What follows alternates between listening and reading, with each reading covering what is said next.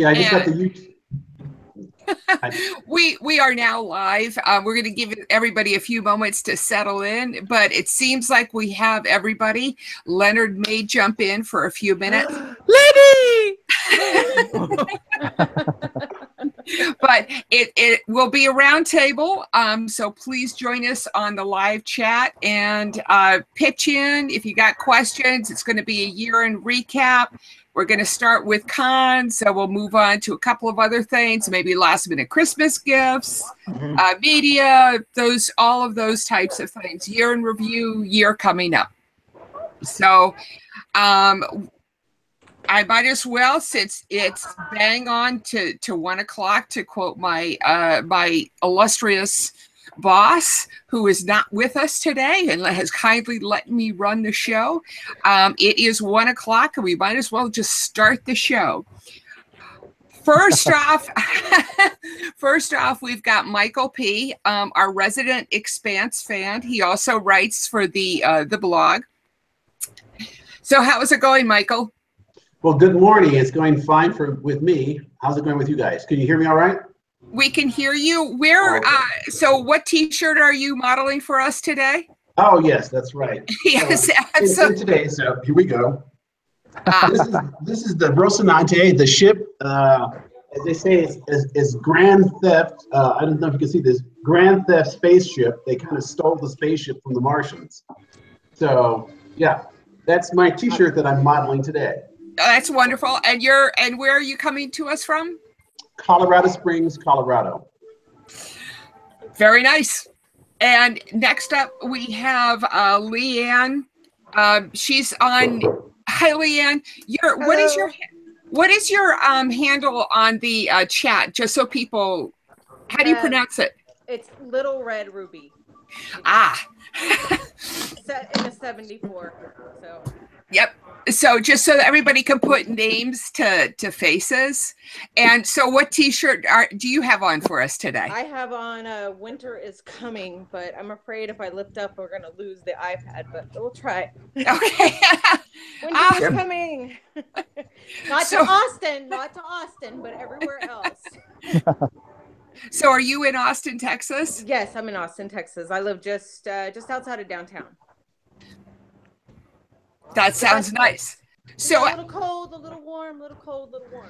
That's Austin always seems like it's a nice place. You know, I've always wanted to visit there. It's a very free-spirited place. You can pretty much be whoever you are here. It's great. Next up, we have Karen Sessions. Hi, Karen. Hi, can you hear me? Sounds good. So have you picked out a special T-shirt for us today? Yes, I did. I'm going to have to stand up because if I move the camera down, you'll see what a mess this room is. So. Oh, no. Oh, so Maria. Yes. The classic. And where are you coming to us from? I'm coming from Rockland County, New York. New York.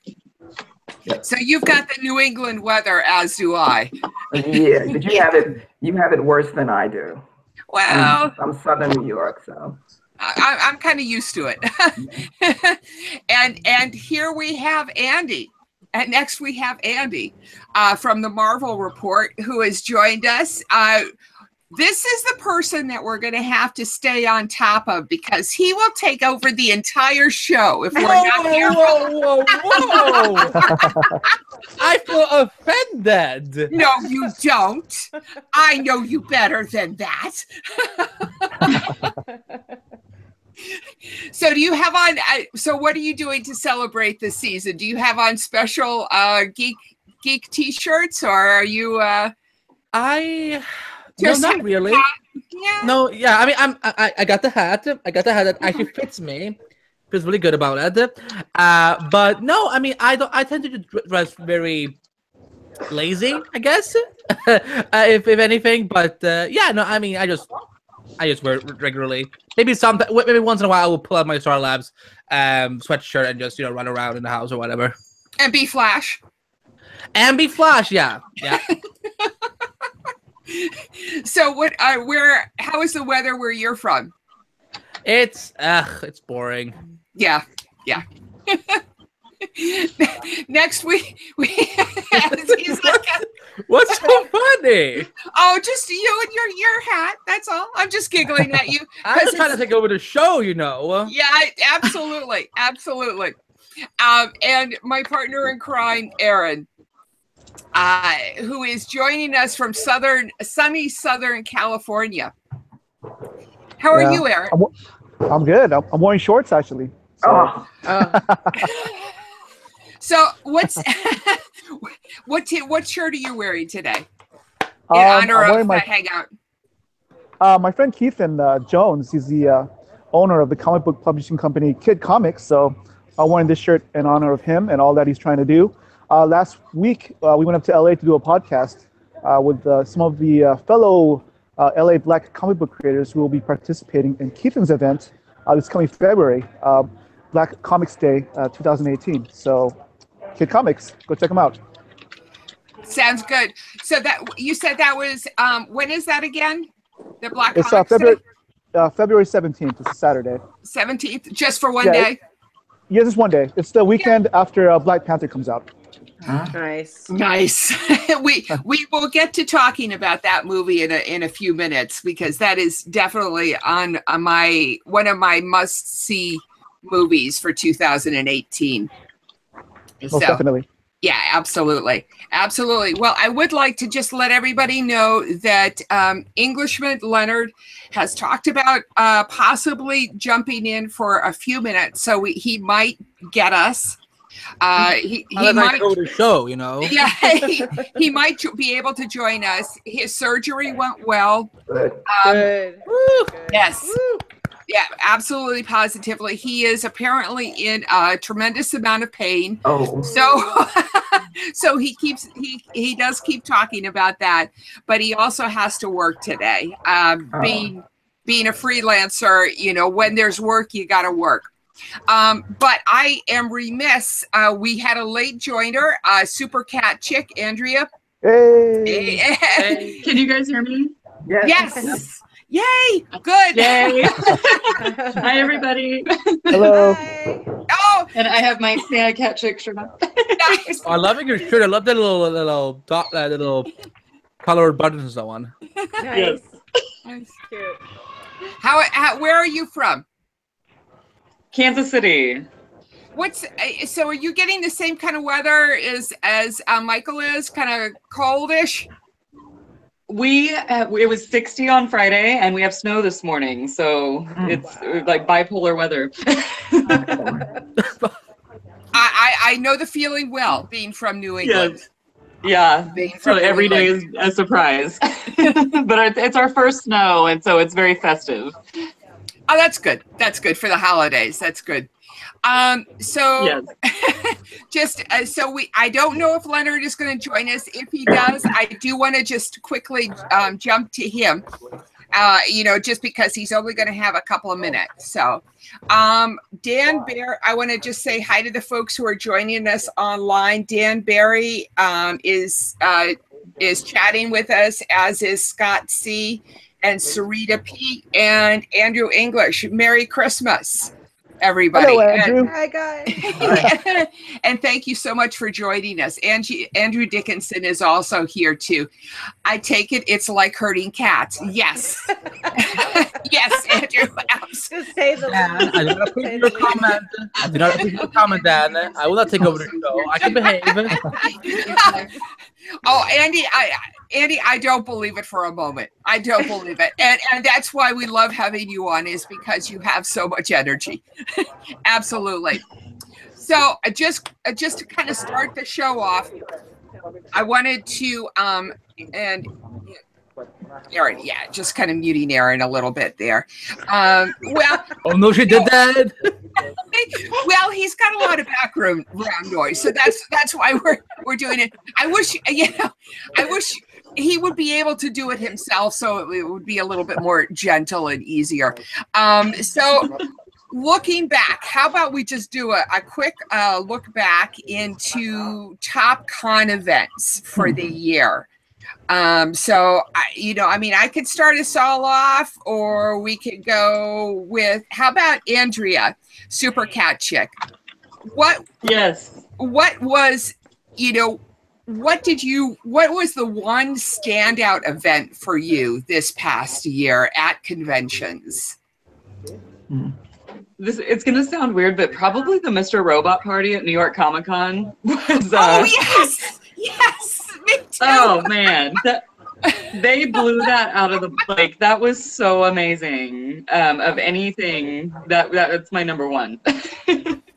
I heartily agree. So you went to New York Comic-Con and San Diego. What other cons did you go to? Yeah, I usually, other than New York and San Diego, I stick to my local cons. But we've got a lot here. So we got Planet Comic-Con, which has grown immensely over the last few years. And then Kansas City Comic-Con, and we got some smaller ones. I go to some game cons here, but Gen Con is on my bucket list for 2018. That sounds like a great one to get to. Just from the people that have talked about it, they really give it high marks for being able to reach out and connect with people. That sounds great. So, Michael. Yeah. There are two things for me. You already know, all right?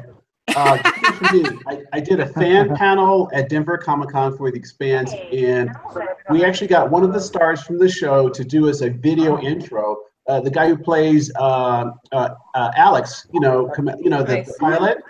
Yeah, he actually did a special video presentation for us for their panel.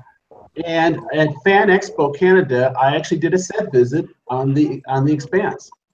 So that was like way past exciting. Okay, so I'm just sitting here calmly, but trust me, I'm shaking. It was incredible. It was wonderful. I saw everything. The amount of work behind the scenes you would not believe. The number of people that they have to marshal the forces together.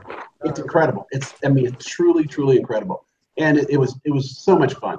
So much fun. I have an idea about what is involved with the with production. So yeah, just the amount of effort that everybody does. You never hear about the smaller people, the caterers, the gophers, all of those people. And I'm glad you got to experience that, so you're able to see it. Yeah, so the magnitude of it is phenomenal. The magnitude is phenomenal. You tend to think, that it's just the stars and the director and maybe, a couple of cameramen and that kind of thing, but that's not it at all. It's, there's 20 people supporting each of those people at least. Mm-hmm. So what other cons did you go to aside from San Diego and Expo? I went to WonderCon, and I think that was, I'm trying to remember. I should have written this down for this year because I'm concentrating so much on next year. I have so many planned for next year, but I think that was pretty much it. WonderCon, Denver, San Diego, and Fan Expo. And so I went international this year. Okay, so that was it. I was international congoer this year. So that was a lot of fun. That sounds good. So it sounds like you had a good year. Yes. Doing a set visit has got to be the highlight of the year for you then. It is, and just let me just throw this in real quick. Last year, in 2016, I went to the world premiere of Star Trek Beyond at Comic-Con. Mm-hmm. Oh my God! Oh my God! Oh my God! Oh my God! It's like you left out. You forgot. Oh my God! By the way, you left out. Oh yeah! Oh yeah! Oh my God! It's like okay. One more. The set visit. Actually, I was struck stupid, so I put myself on automatic because I didn't want to embarrass myself in front of all these people, right? But trust me, I was in. It was ecstasy. It was geek ecstasy. It was geek ecstasy. That's the honest to God truth. So, I understand. I was there. I was in a similar mode. So I'm gonna move on because I have been told by one of my co-hosts, Mark, that I have to keep this to under an hour. Oh. Yeah, right. You don't have to. You don't have to. Yeah. So we have rules. Yeah, maybe not. Maybe I have a question. Yes. Well, look at it this way. next week you're not going to have a hangout, right? So this one could be 2 hours. Totally. You know, it makes He's right. He's right. Yes, totally. So, Leanne, what was the highlight for your con season this year?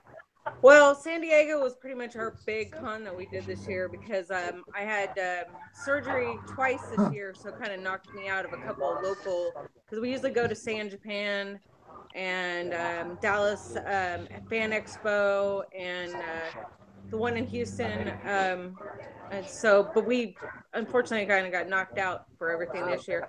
But I did get to go to the Thor movie premiere. So, Oh, right. I did get to walk the red carpet and stand next to Chris Hemsworth. Wow. You know, Oh, yeah, so just so it kind of evens all of that out. But we have a lot planned for next year. We're going international next year. We're going to Thought Bubble.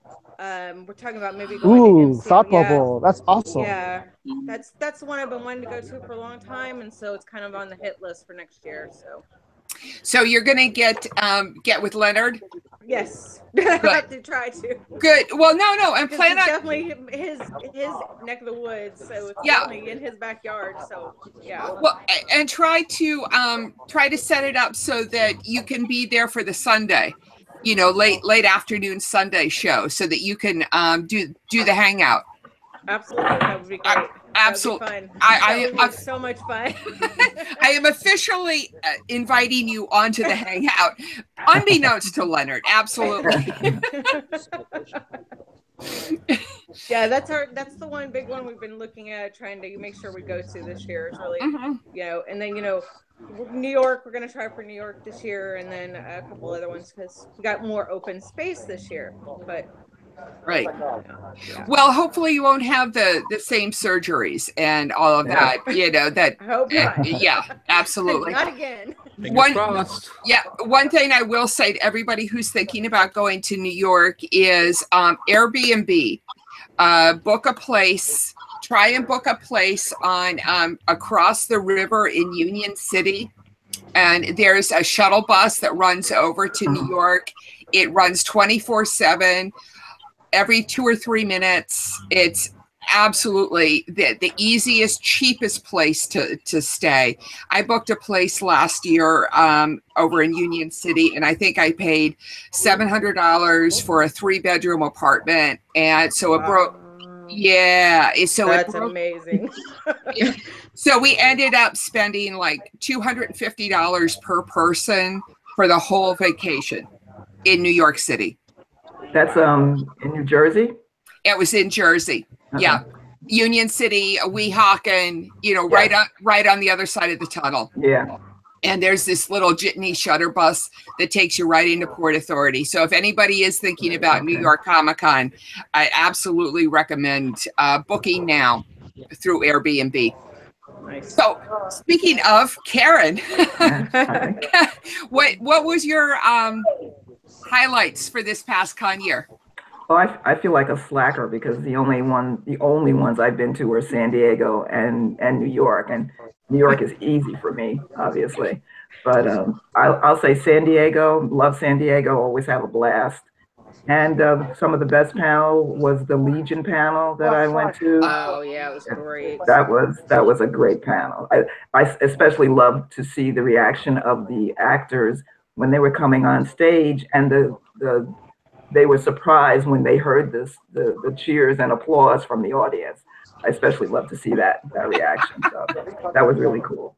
And I did for the first time Hall H, but I didn't do it on a Saturday. I did it on a Friday. So I got that experience and figured out how that whole system works. So that was, and I went to the Big Bang Theory panel, which I'm a fan of. So that was good. That sounds great. That's, it's really nice to be able to figure these things out, like Hall H's, and especially on a Friday, and getting to see the Legion, the new the folks who aren't anticipating, they don't understand what San Diego is all about, and getting, watching their reactions. That is priceless. Yeah. It's, that first con experience. Yeah. So, are you going to are you going to go to any cons later on next year, or what cons do you have planned? I don't have any. Well, San Diego next year. Yeah. Other than that, I have to take a look at what is local, but and our local ones are small, really small. So if it pops up on if I get an email or something, then I decide if I'm going to check it out. But and that's actually where I got one of my best T-shirts, was at a local con. But other than that, it's just getting ready for, or looking forward to San Diego. Yeah. Yes. Is it July yet? Is it July? Yeah, absolutely. So Andy, which cons are you gonna get over to see? Well, you know what? Because I'm in Christmas spirit, I'm gonna go last. I'm gonna let everyone else talk before I do. Oh. So that means that I've got that I'm being forced to talk to Aaron next. You should want to talk to Aaron next. I'm just saying. I absolutely want to talk to Aaron next. Who, me? Yes, who you? So what was the highlight for you for last year? For this year? Yes. Well, yeah. For me, our podcast, The Hall H Show, turned 1 this year. So it's been fun, finding our voice. Pretty much the Hall H Show is the voice of Artist Alley and independent creators and emerging talent. So it's been fun trying to find what we are going to sort of focus on. And yeah, all the cons we went to this year was all about outreach and making connections. It was great seeing a lot of the people that we had on the podcast, seeing their projects come to fruition, like Jupiter Jet, Jason Inman and Ashley Victoria Robinson's comic book. My friend Keithan Jones, as I mentioned before, from Kid Comics, his comic books, The Power Knights, David Popose from Spencer and Locke, Zach Kaplan from Eclipse and Port of Earth. So the list can go on, but I'm just happy to be a voice or an outlet for people who are trying to push the projects out, because I think it's important to sort of spotlight people who aren't part of the big 2 or the big 3 as much as possible. Absolutely. Yeah, I mean, that's a part of why I do what I do too, and I think that's why we all do it. A lot of the reasons is we want to connect with other people, and we want to bring different voices into it. And if this year has taught me anything, it is to be more inclusive. And that's a great, and that includes the smaller voices in Artist Alley. So that's for sure. Hats off to your podcast turning 1 at 1. Thank you. You put a lot of effort into getting interviewing all of these people. It's a great resource. Yeah, it's great. And I have a backlog of like maybe 10 or 15 episodes that I still need to get to. We all have a lot of work left to do. There's plenty. I mean, I think I could speak for all of us when I say that we've all got millions of things. I mean, look at my back wall here that we still need to pay attention to. It is that time of the season. And Andy? What up? What up? So what was your highlight this year? My highlight, okay, so I only went to WonderCon in San Diego, and I was working for most of the time, so I was doing a lot of press rooms and panels and so on. So there wasn't a lot of time for to get for myself and so on. But like I always appreciate the small moments, just hanging out with friends and whatnot. And but I think that for me, like I'm a huge fan of TV and film and so on, and meeting creators and producers. So those are some of my highlights, and also then seeing friends that I don't get to see very often. But yeah, I don't think I had a particular. I think it was some of the parties that that we had. Some of us friends. I know we had one with Jason Coe, which was a lot of fun, and yeah, I wonder. I really particularly enjoyed talking to the. Like out of all my interview ones that I've done this year, it was definitely fun talking to the Shield people. Which WonderCon, which was a lot of fun, and yeah, and highlight now. I have a highlight now for you. I finally got to accomplish one of my longtime like celebrity dreams that I've been waiting for like almost 8 years or so, which was meeting Katie Cassidy from Arrow. It was an interview format, so it wasn't like I got to like fangirl over her and so on. Although you probably tell that I was fangirl a little bit because she couldn't like hear what I was saying the first time I was asking my question. So, but yeah, that was definitely one of my biggest highlight of the year for con season wise. Awesome. That's great. That's great. Yeah, it is fun meeting your longtime talent, types of people. I have to say, I'm going with Super Cat Chick, the Mr. Robot. Off-site. Oh my God, I had so much fun at that party. I love the scavenger hunts. I love seeing the new episode. I love the dance party. I love the open bar. Everyone loves the open bar. Everybody loves the open bar. And the food was good too. So that was, and this goes into the Blade Runner offsite, which was equally as good. It wasn't as fun because I didn't have as many friends there, but having the food and a little bit of alcohol and just the interactions with the talent, the extras that they had hired was great. It was really, really fun. Really fun too. So the one thing, and the next thing that I wanted to talk about was like what you wanted to see in conventions for next year.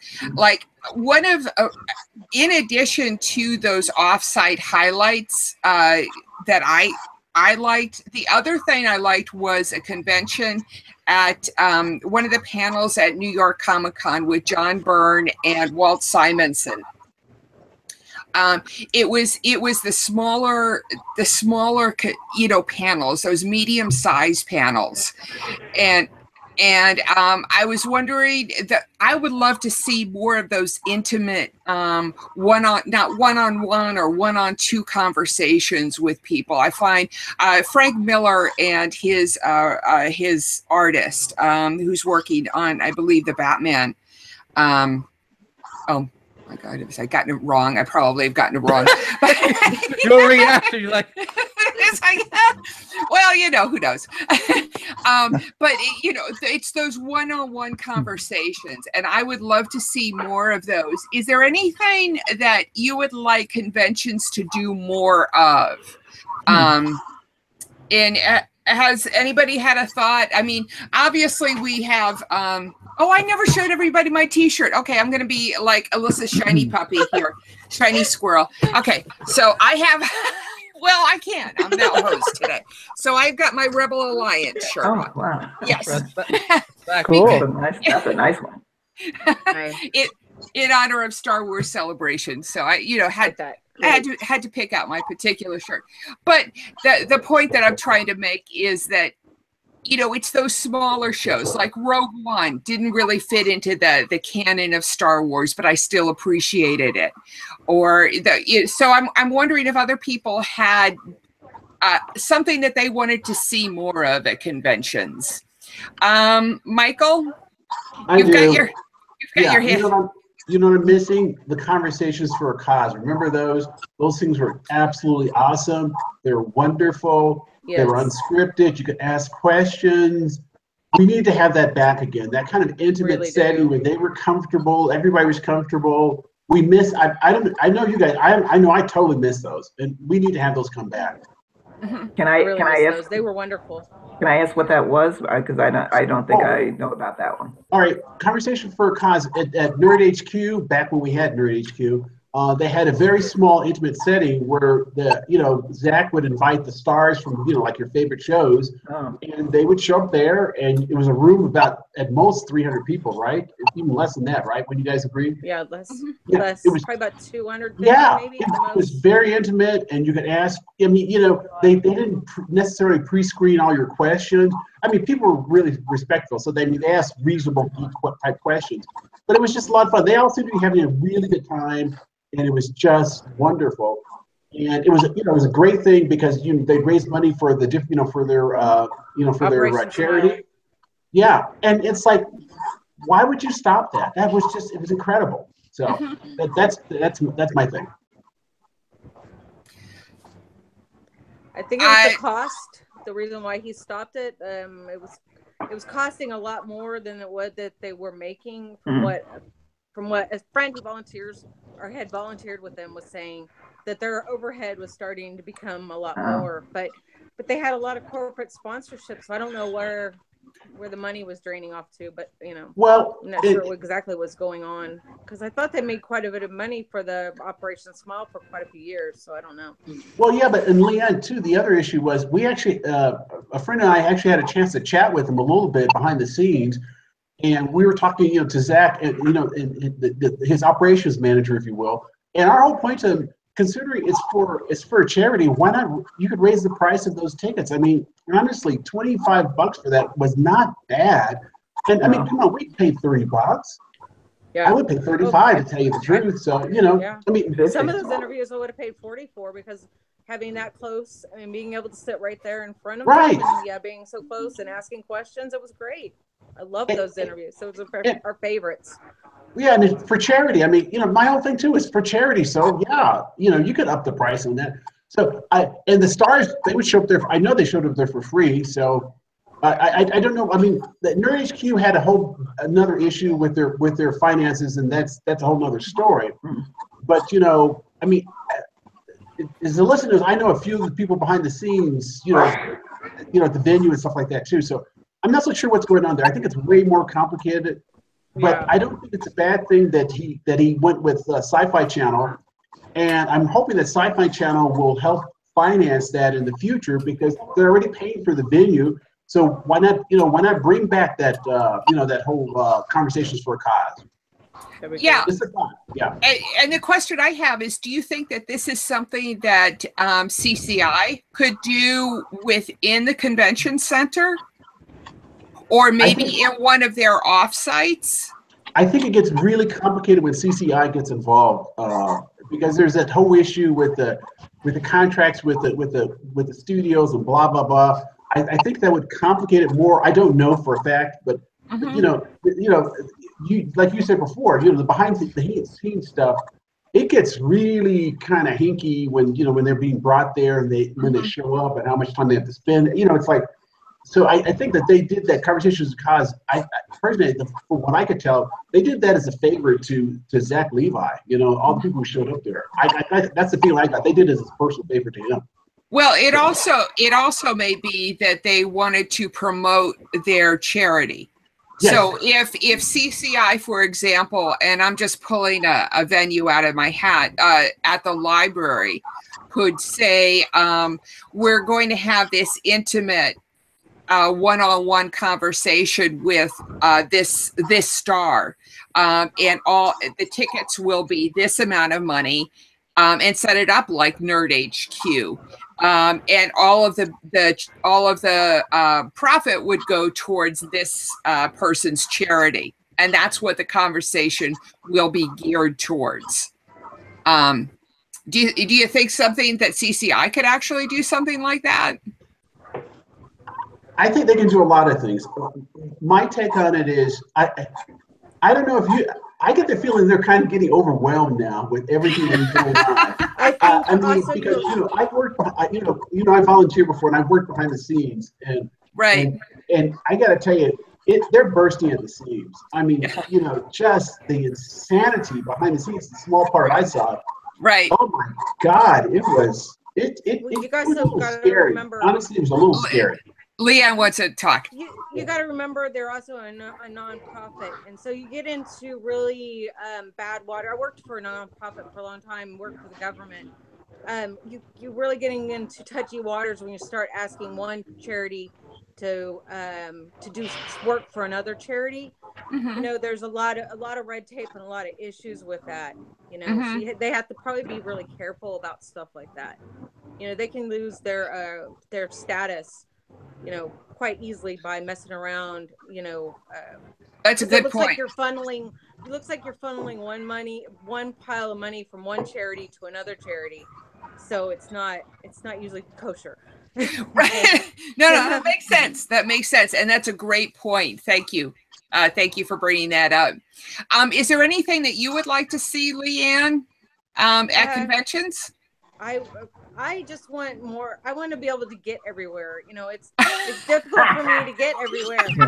I need a rocket chair or something. You know, I mean, it's you know, you find that you go around the corner in some place and everything seems to be like up 3 flights of stairs or up, or something. And unfortunately, in my situation, I can't roll up, up the staircase. I got to go around the building and find the elevator and everything else. So, I got to get a flying rocket chair is what I need. A wheelchair that goes up and down everything. That would make it a lot easier to get around. I mean, other than teleportation. That, you need teleportation. Just use telekinesis, right? Just please. Yeah. That would be great.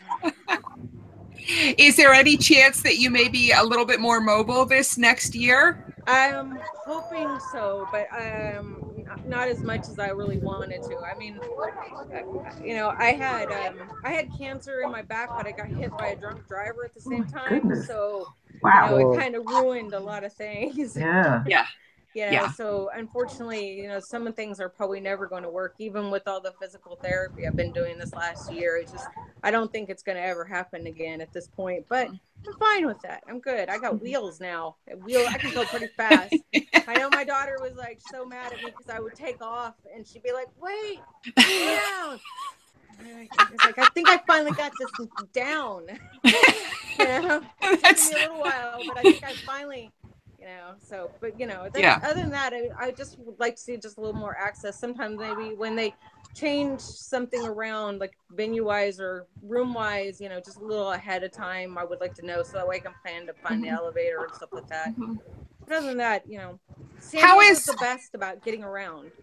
How is New York Con for the ADD issues? That I haven't been to yet. It's still on my bucket list. I had tickets 2 years ago to go, and we didn't go because I got hit. I got in a wreck, and so that kind of ruined everything that year. So that was my big plan for that year, was going. So that's my only big worry about going to New York City. I haven't been to New York City yet in a wheelchair. I've been there walking, so I just wonder about where I can go and what I can get into. I'm hoping I can get around without any problems. We were in London in the fall, and I didn't have any problems there. But they're pretty, it's a pretty accessible city. So surprisingly, for its age, Austin is not. Austin is the worst. Texas, it's not the worst. San Antonio is worse, but it's pretty bad here. Yeah. So, Karen, do you have any thoughts about what you would like to see different at conventions? I'm still trying to find my way around. I mean, I've only been, let's see, this was my 3rd year going to Comic-Con, and I'm finding that every year is a new experience because I'm discovering more things. So for me, no, I don't need any more because I'm still trying to figure out what else is out there. And I'm discovering things in a good way. I mean, I'm very happy with what I see, but I don't need any more. And we are joined with a cameo appearance of our illustrious host, Leonard, the boss and host. The boss is here. Hey, Leonard. Hi there, guys. How are you? How are you feeling? I'm fine. It's like I've been saying to Caroline. This feels straighter now. This feels not so shaped. Good. So it's better. But I jump in, see how everyone's going, and wish everyone all the very best for tomorrow. Have yourself an absolutely fantastic Christmas. Merry Christmas. Merry Christmas, Leonard. Merry Christmas, Leonard. We were just going to get into the segment about some of our memories of the hangout for this past year. About you're welcome to hang around and listen if you care to. I can start us all off if you have a few minutes. I have a few minutes. Okay. Well, I do want to take this opportunity, just a moment here. I can't read my writing. I had this all read out, and I'm like, take free. Yeah. Okay. Alyssa, I can go if you want to find that. Well, no, actually, what I wanted to say is, as everybody's known, that it's been a rough year for me too. It's been a rough year for Leonard, and it's been a rough year for me. And I just want Leonard to understand how much of a rock and center point this hangout has been for me. And this hangout has been for me. Yeah. And That's I want awesome. it gives me something to focus on that's beyond my daily troubles. So I just wanted to say that to you, where I have witnesses. So people will understand that I really mean it from the heart. So I listen. I really appreciate it. I mean, I think a lot of people will know that when we first started doing the hangouts, we were going to do them very similar to how the unofficial blog do them as a seasonal thing. And then Alyssa did kind of convince me to kind of do these every week, and it's a regular thing every week, and it's like, well, it's certainly become a part of my routine, and I'm hoping it's the same for everyone who watches. absolutely. As for my favorite memories of, I mean, there's so many. I just. Well, Michael, I know, wanted to say something, that he had a favorite memory. So let's jump in with Michael quickly. Okay, just real quick. Mine is not exactly a favorite memory of the podcast, Leonard, but more. I want to thank you personally, and in front of all these witnesses too. You helped me do the write-up for the Denver Comic-Con, which, they really were excited about it. And you nailed it. You got the spirit. You told me how to sell it and how to work it and stuff like that. And so, and then, as I was telling them earlier, we actually got one of the stars from the show to actually do a little promo for us. And so I blame it all on Leonard. All on Leonard. Thanks, Leonard. I appreciate it. Okay? I'll be a very good writer, but. I have one too. Quickly, absolutely, Andy. Andy is next. Just to warn you. I'll go after Andy. One of my favorite memories is, it's not on the Hangout either, but it was definitely from this year's Comic-Con. Leonard singing karaoke, give me that any day. I haven't filmed. And Oh my God.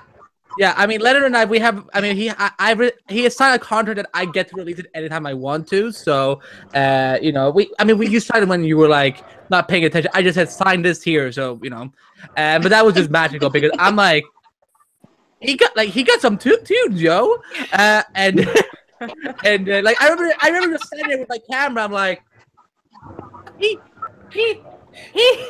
was good. It was damn good.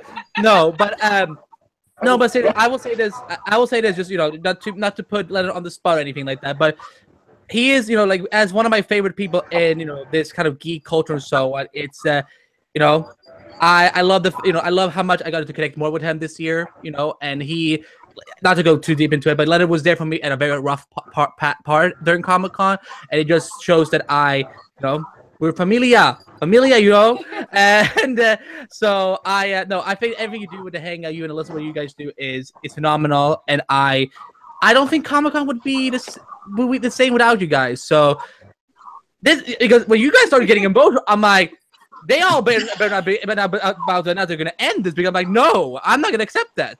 I don't do good with change. Me either. Yeah. Yes, I agree. Andy. Because I look at Alyssa and Leonard squares, I'm like, is anyone tearing up? Because I'm like, something's about to go down, and I'm not ready for this. So yeah, no, but seriously, Leonard, everything you do with Englishman and SSC is great.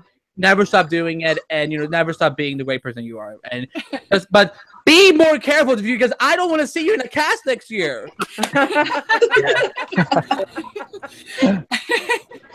Absolutely, absolutely. I think, Aaron, and I'm taking words out of your mouth, Aaron. You had said at one point that we should what are we going to write on Leonard's cast? If we could write something on Leonard's cast, what would it be? So what is your favorite memory? Well, I just want to say, first of all, Leonard, you're such an inspiration and a guiding light for us content creators, and you're just an awesome guy all around. And unfortunately, you're on the other side of the pond. If we were closer, I'd be down to have a beer with you like every week. Yeah. So, what else can I say except for thank you very much for what you and Alyssa do. Yeah. It's definitely a constant for me to be an active participant on your hangout, both as a live reporter and as a fan and someone who's there every Sunday as much as possible. So thank you, Leonard. Listen, thank you so much in return, man.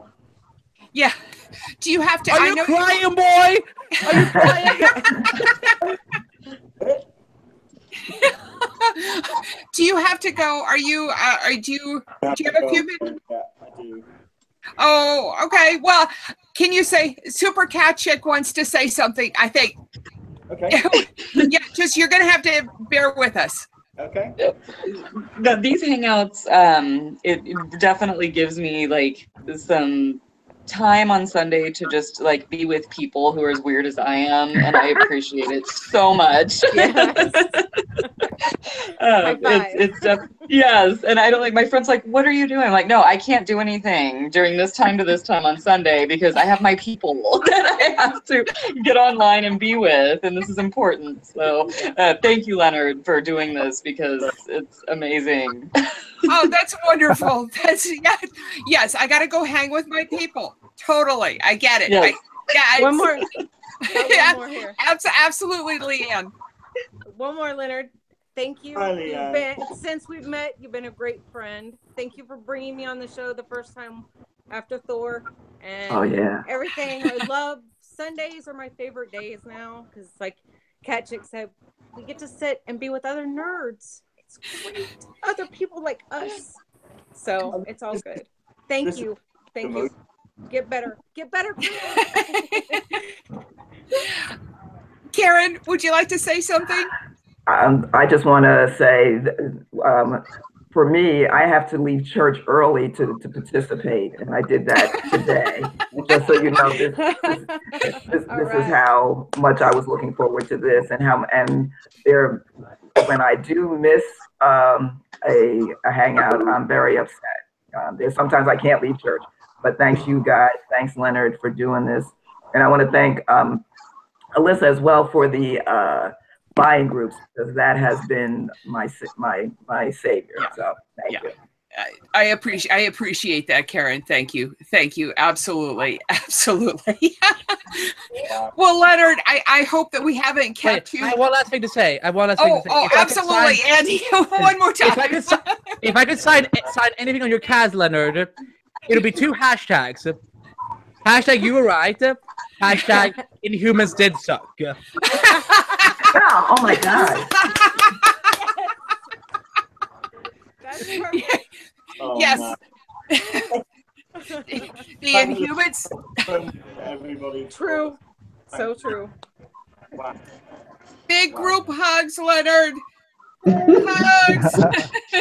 Wow. Caroline wants to end this. Okay, I'm gonna tell. Hi, Caroline. Tell Leonard one. Hello, quick gorgeous. thing. Tell him that we're gonna run past an hour. It's gonna be longer than an hour. What is she filming? That was a picture that the UK attendees group actually That's done. Is that a kilt? no. It looks like a kilt. Awesome. It's Captain Tight Pants. Oh, okay. That's great. That's wonderful. That's the UK group did that for you guys. Yeah, we actually had it framed. Oh, that is amazing. This is technically a before and after me breaking my ankle. Before, After. and that's what they got. That's wonderful. Great. That's wonderful. Guys, we're gonna disappear. Listen, this will be great. We will get back to you at some point. We'll let you know what's happening in the new year. Listen, I just want to say thank you so much for all of your support. For everyone else who's watching as well, thank you for being part of the family on a Sunday. Absolutely. Absolutely. And thank you so much for being able to jump in, Leonard. I greatly appreciate it.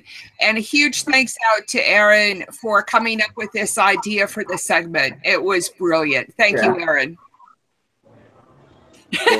Bye. Bye, everybody. Have a great Christmas. Merry Christmas. Merry Christmas. Bye. Bye.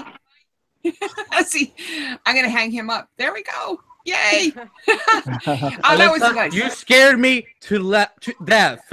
I thought you were about to go like, so this is my final appearance. I'm like, hell no. I was like, heart was beating.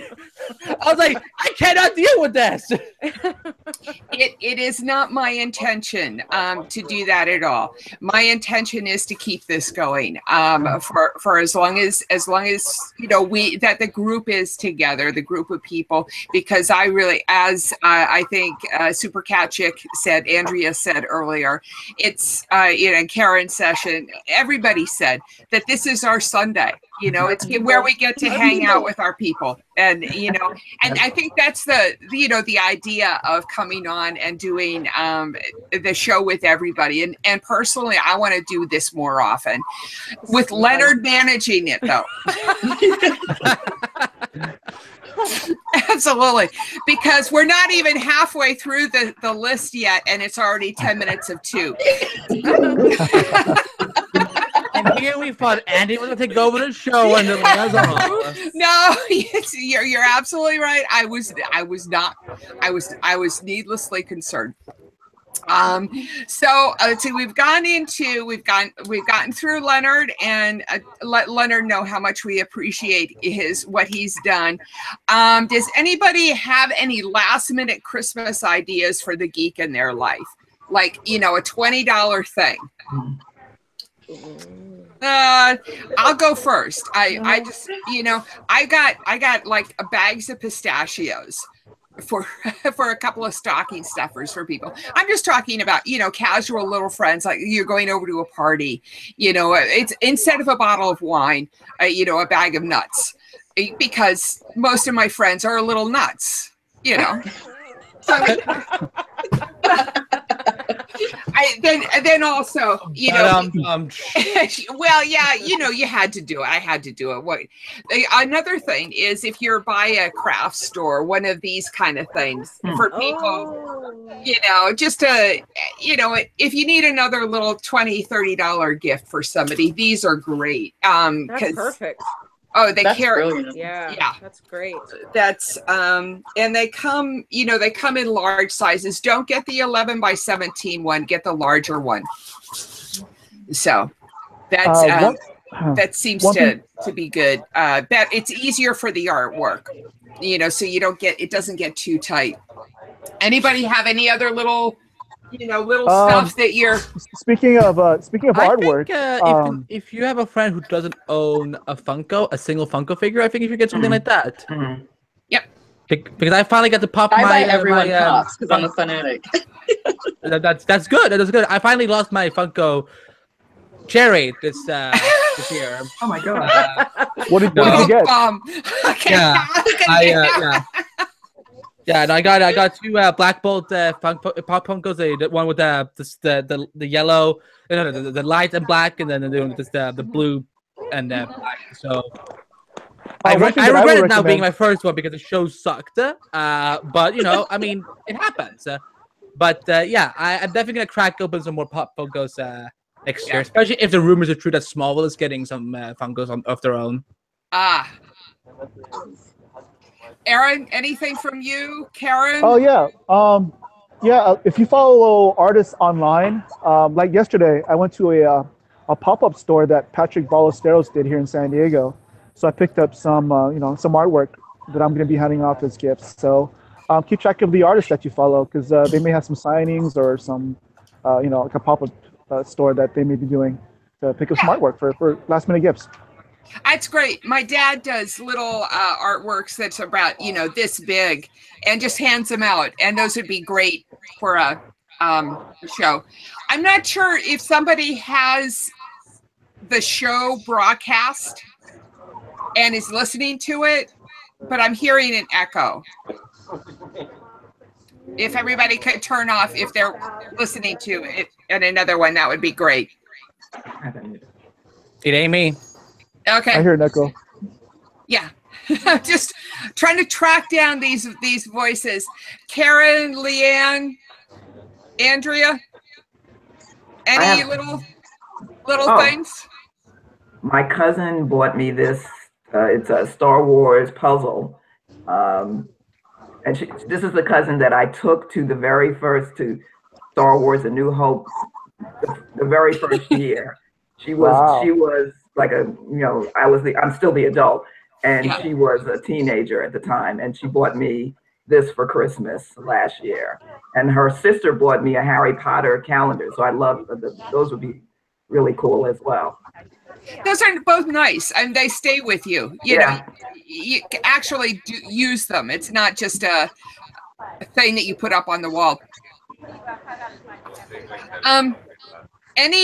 Let's see. So movies. What other topic that we were talking about is movies that really stood out to you last year.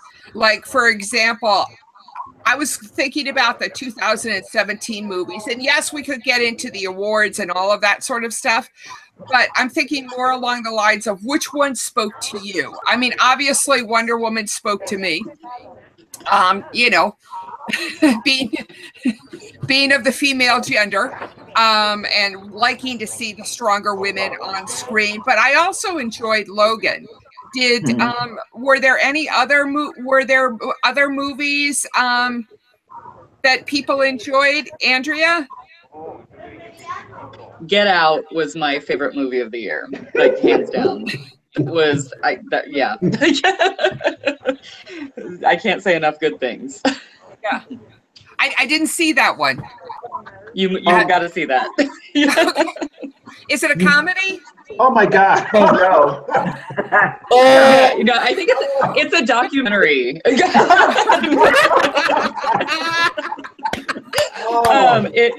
It's horror thriller. Okay. But there is some comedy, but it's very, very good. It's a brilliant movie. Yeah. Okay. So Get Out. Yes. As I said, Andy and two conniptions. Okay, so Andy, what was your favorite movie this year? I'm still on the part you fucking Get Out without comedy. No, it's because if you look at the recent news, there was, I think it was some sort of award show that nominated Get Out for best comedy film or something like that, and I'm like, no, just straight up no. I mean, Logan and Wonder Woman are definitely my two favorite movies. Like, if we're only allowed to pick two, I mean, those are my two favorites. But I will say, I think two films that don't get a lot of love. One, understandably so, and one, I don't get why. But I think Spider-Man: Homecoming, for example, doesn't, but it doesn't seem to get a lot of love as much as the other Marvel films that came out this year. I'm a huge Spider-Man fan, and I love I think that they nailed it. I think it's like finally after 500 franchises in the past 10 years, we finally got, we got a Spidey who, he's here to stay.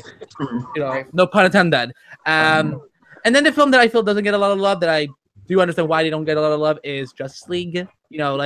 I'm not saying that it's like this spectacular masterpiece.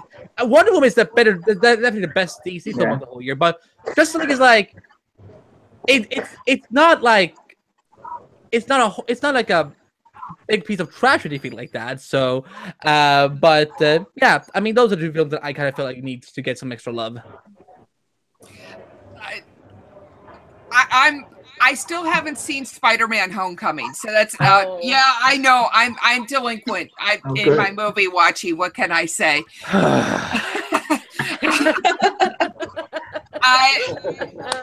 Aaron, Leanne, Michael. When do you speak? Okay. Logan. Logan was one of my favorite movies. Okay. And I know everybody's gonna poo-poo on this one, but The Last Jedi. I loved it. I know we've seen it 3 times now, so we'll be back to actually go see it again Christmas Day. So, you know, I loved it. So I know a lot of people didn't like it, but Logan was my other favorite beyond Wonder Woman. I mean, that was another one, but Logan was fantastic. Like, I just love that movie. So I agree. Anybody else? Yeah, no. I enjoyed Last Jedi, and we can. I mean, have we all seen Last Jedi? No. Okay, yeah. Okay. No. Okay. Sorry. Can't do spoilers. No spoilers. Karen will fly up there and we'll go tomorrow. Okay. Okay, sounds good. Well, then, if you guys don't mind, I could go with, with my favorites. I thought Thor, to me, everybody talks about it being a comedy, but if you look at the film, it's a real it was a tragedy. I mean, my God, Odin dies, Thor loses his eye, Asgard is destroyed, and everybody's talking about the comedy. It really is devastating what happened to those people during during the film. But yet somehow we come out of this great tragedy, and somehow we don't feel bad about it. We feel kind of renewed. To me, that's brilliant filmmaking. And the other one is, of course, Wonder Woman. You look at that, and it reminds us that sometimes, you have to fight the fight. You may lose, but you've got to do the right thing. We've forgotten that. We've forgotten the good things, and that just renews, to me, that the thing about Wonder Woman, she renews our spirit.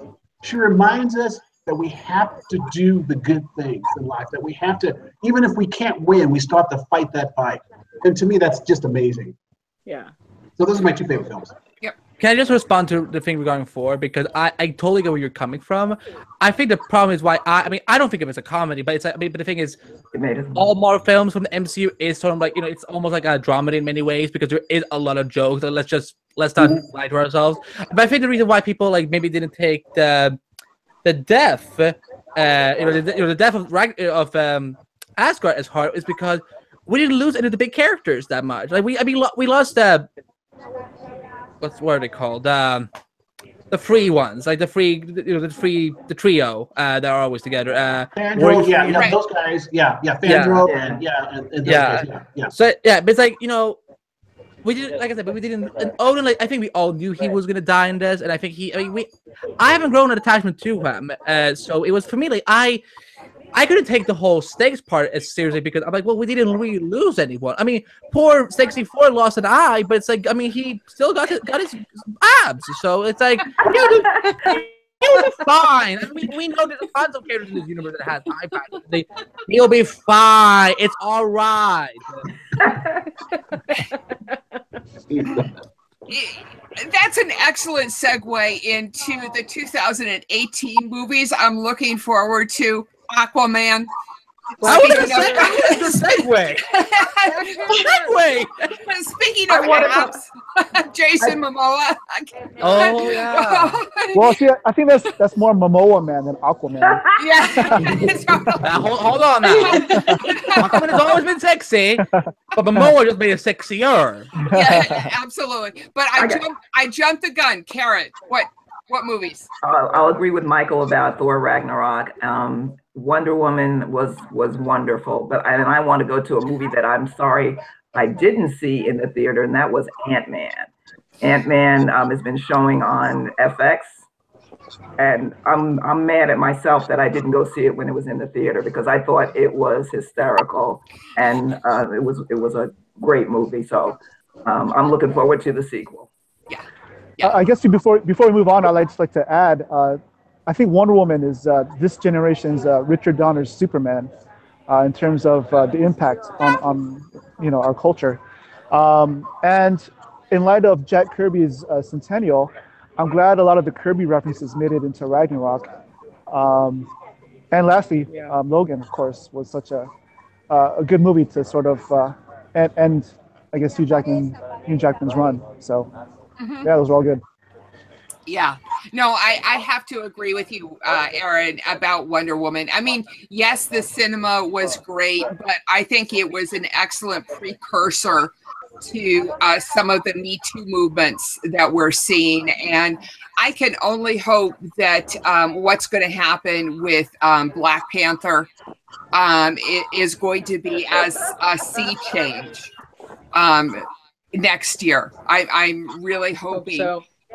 Yeah, absolutely. I mean, that movie, just his character in the Avengers and moving forward into having his own movie set in where it's in his home country, I think is good. It has the potential of being absolutely brilliant. So I think I'm sorry? Wakanda forever, yo. Yes, yes, absolutely, absolutely. Thanks for bringing that up, Aaron. What movies are you looking forward to, Aaron? Well, how you just mentioned Black Panther's definitely on the top of the list. I'm interested. I don't know. I haven't really looked that far ahead, to be honest with you. I'm still trying to get through 2017. I understand. Well, there seems like there's so many movies coming out in the sorry, I'm just trying to dial down some noise. There's so many movies that are coming out in the geek culture. You've got Ant-Man and Wasp. You've got the Avengers, Infinity Wars. You've got Black Panther. You've got the Fantastic Beasts. You've got Aquaman, Venom, Pacific Rim, Solo.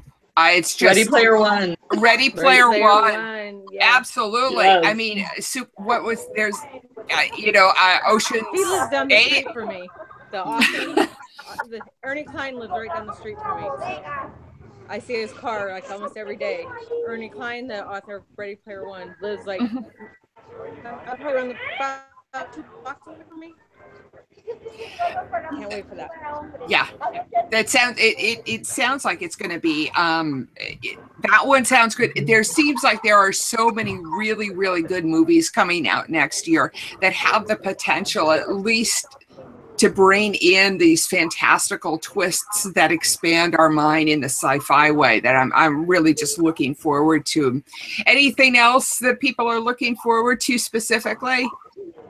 Any movies? Are we getting an X-Men Dark Phoenix movie this year? Is that? Yeah. Yes. Yeah, that. But it's by Fox. I'm like, don't mess it up. Except I used an F-bomb word. Oh, snap.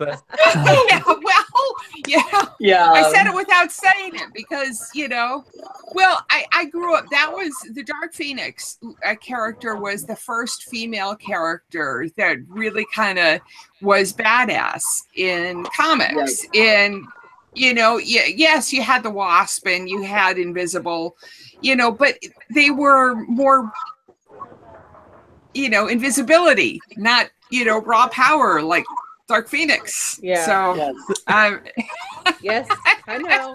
Yeah. Well, we had limited resources back then with our girls. So, yeah. Absolutely. So, anything else in particular, Andy? What are you really looking forward to? I'm really looking forward to Solo, a Star Wars story. No, I can't even say it with a free face. I look forward to seeing that. I look forward to that trash can go into pieces because I could care less about Solo, a Star Wars I don't want to care about. And I'm looking forward to Aquaman, Deadpool 2. I really looking forward to that, or Deadpool the second. I think that's the rumor what's being called. Of course, Black Panther. I think it's kind of like I'm more excited for Black Panther than I am from Infinity War. Sorry, not sorry. Yeah. Sorry, not sorry. Totally. Got it. I'm here with you. I want to see what the New Mutants does because I'm not excited for it. I'm intrigued by the idea of a horror superhero movie. That Alyssa will probably think it's a comedy also. Okay, I had to do it once.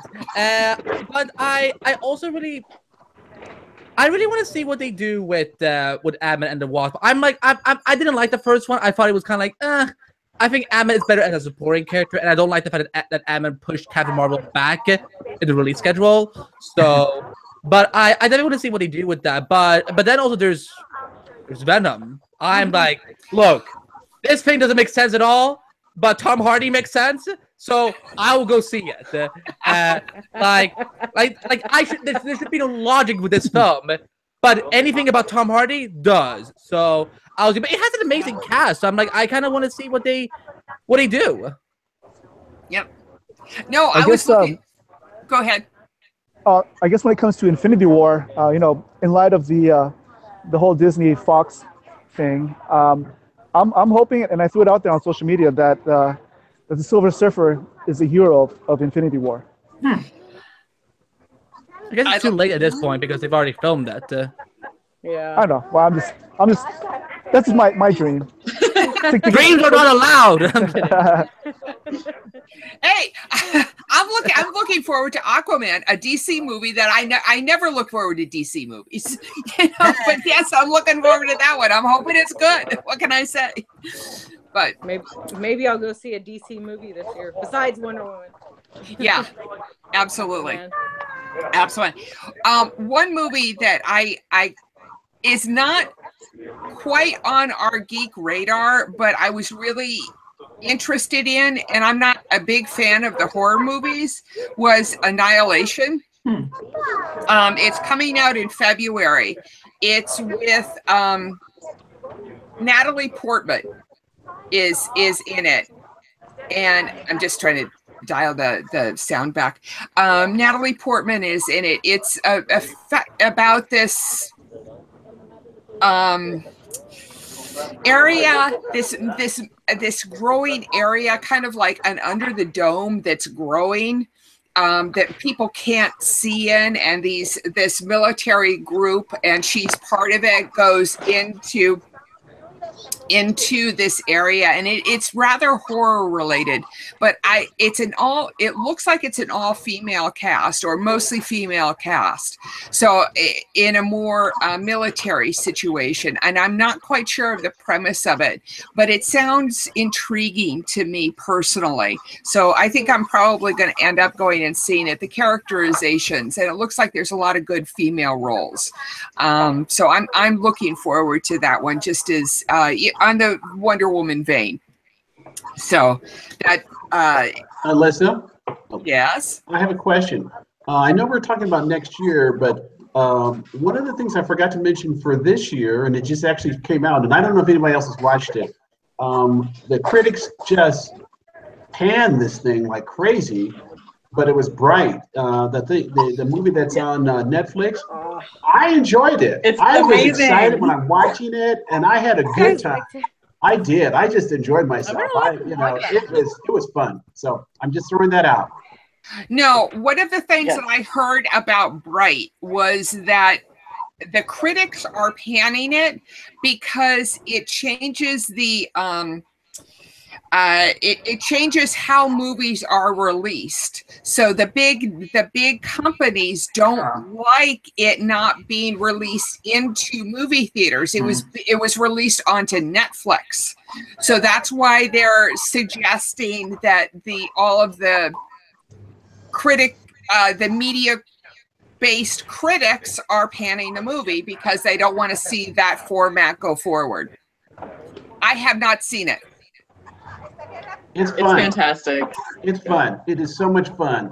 And it's the setup for the next one. They said they've already signed him for the next one. I'm looking forward to the next one. It's a fun film. It's not going to hurt you with its deepness, but when you're watching it, you're going to kind of want to move it. It's like when they're fighting. I mean, you know what I'm talking about, right? When they're fighting, you're like, bam, bam, bam. I mean, you're just like, go ahead, get him. One time. Am I right? Right? Come on. If they don't call the sequel Brighter, and then the second sequel Brightest, Netflix, cancel your account, because that is just pure genius marketing there, right there, for free. So like, writer, write us. So show of hands, who's seen it? Okay, so that's 1, 2, 3. 3 people have seen it and like it. Yes. Oh, great. Yeah, That's I good think for they me. do a great job of like including like a lot of movies. It's very hard to bring fantasy into our world and make it believable. And like you've got, you know, the orcs, the elves, there's a like centaur cop on the street, and it's like you buy it. They did a really good job of immersing us in that world. I want to go live there. And the dragon, you remember the scene where the dragon at night was flying at night? That was just, I mean, it was just like flying. great. And he was just going about his business, right? It was great. It was just, it was I mean, I don't think so much fun. I don't think it's that hard to bring fantasy into our world. I mean, look who's running our country right now. No politics. I will see myself out. I will see myself out. No politics.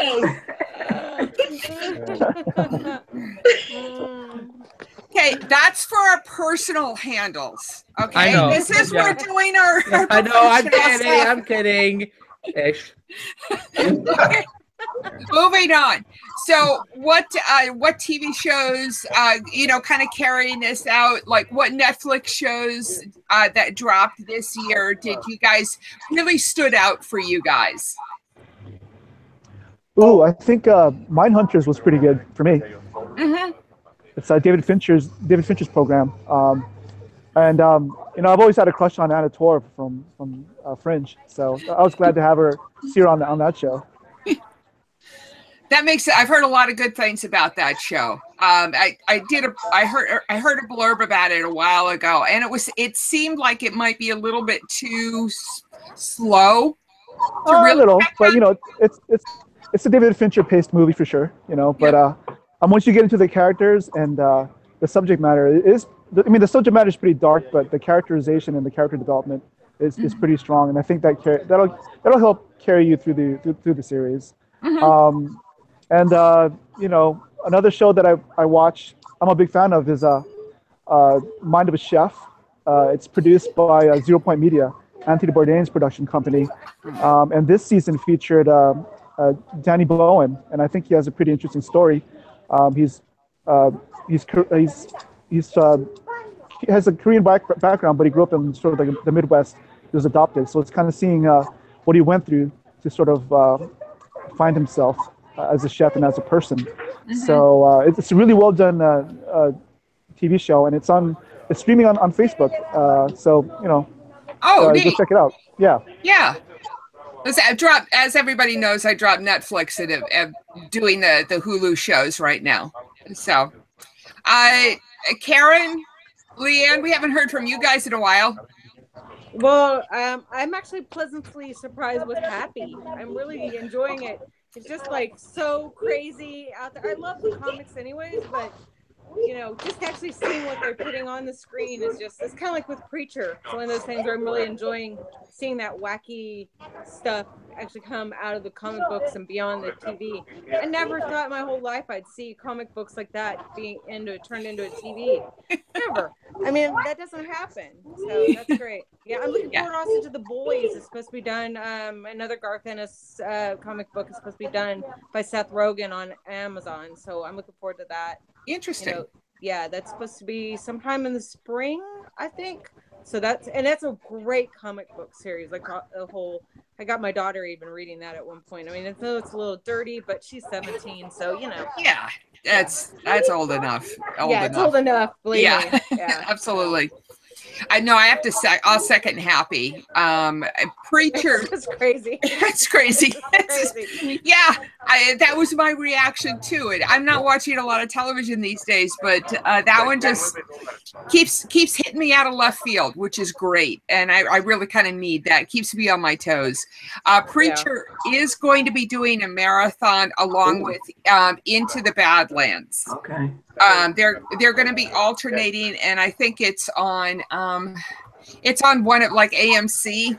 Yeah, starting December 26th. My daughter just said. Oh. Yeah. Perfect.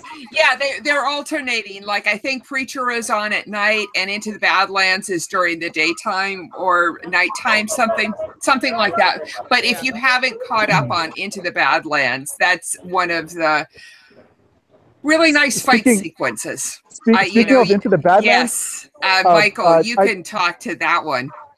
Well, yes, speaking of Into the Badlands, yeah, because hold on, I've done the recaps on the show, and I mean, come on. The fight sequences on Into the Badlands is what we should have seen on Iron Fist. Okay? Yes. This shows you what Iron Fist should have been. And so it just shows that our criticism of Iron Fist is absolutely valid because we have a show where they do it exactly the right way. And the amount of work that those people did, I've seen they've showed it online, but they would actually, when he was doing the training, when Daniel Wu was doing the training with all the stars, they would just warm up physically for an hour before he would put them through their paces.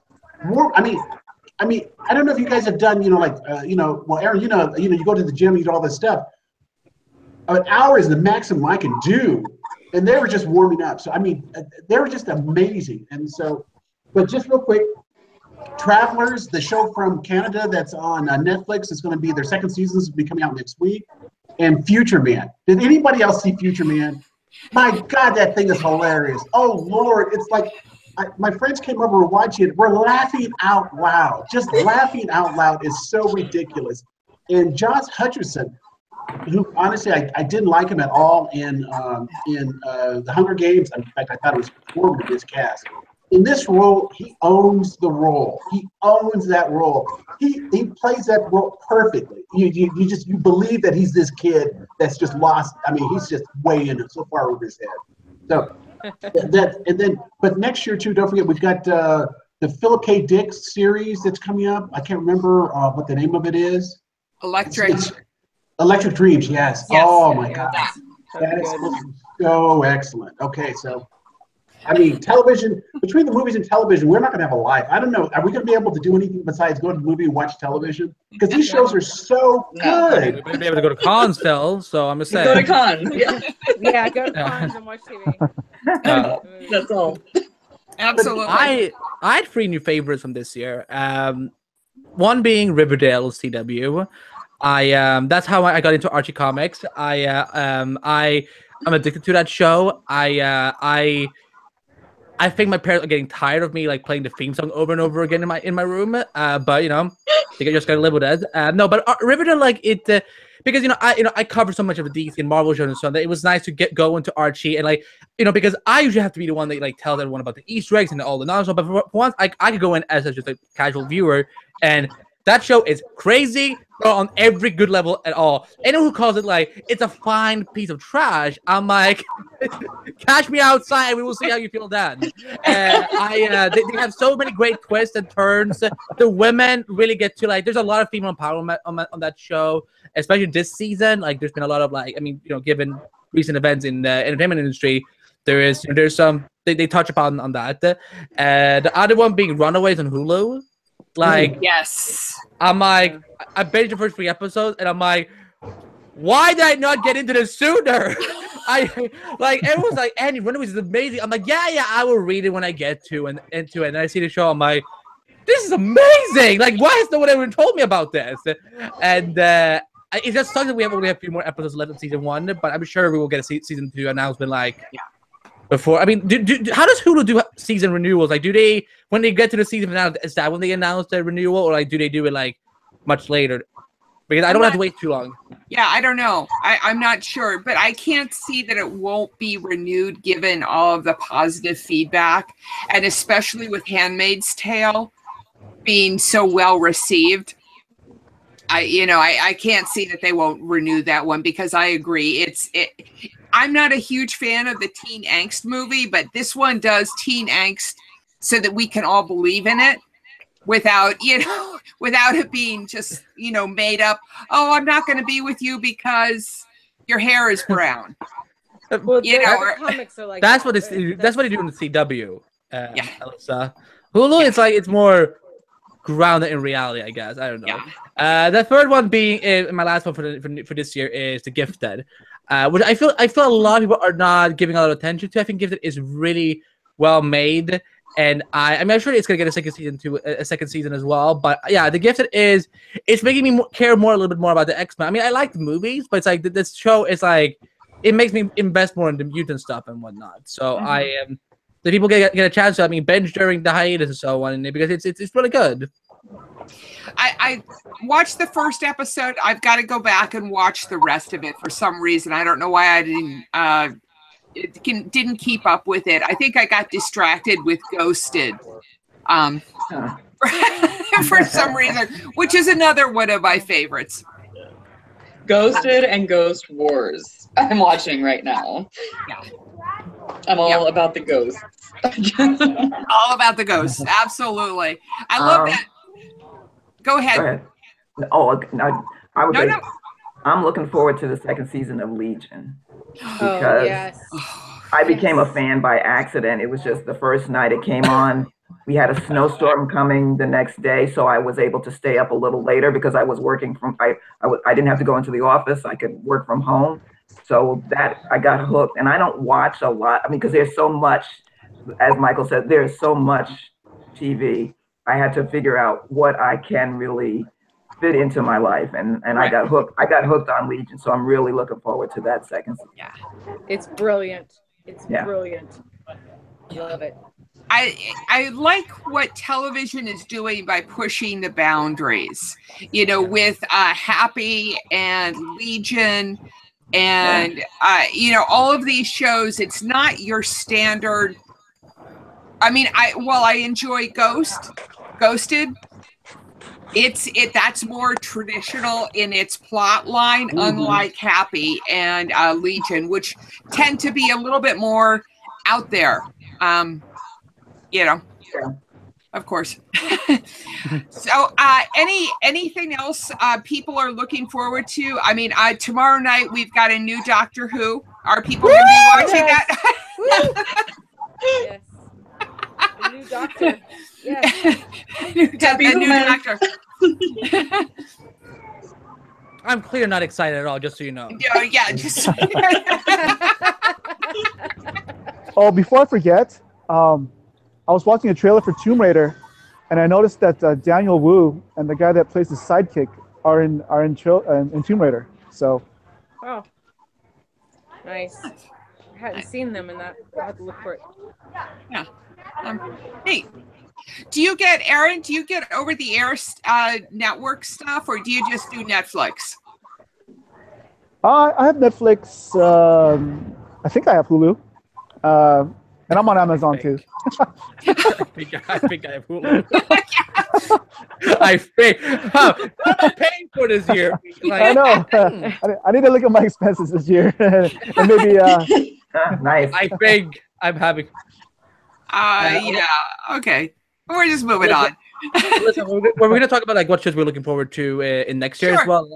Go for it. I mean, there's a lot. I mean, I would say that the comic book genre is going to step it up big time next year. I mean, in terms of new shows. I mean, Black Lightning, I think something that people really need to focus on when it comes on Tuesday, January 16th at 9 Central on the CW. CW did not pay me to say that. That was for free. But also because DC hasn't really gone into the streaming kind of thing with their shows, and next year they're gonna with the Titans and Young Justice on the new DC, whatever they're gonna call it. It's weird that we know more about the shows than the actual name of the network, but hey, I'm not throwing shade. I just think it's a interesting marketing strategy. But they then do that themselves, and I think also Cloak and Dagger on Freeform is something that I'm really excited I'm to see. looking forward to Cloak and Dagger. Yeah, Cloak and Dagger for sure. Yeah.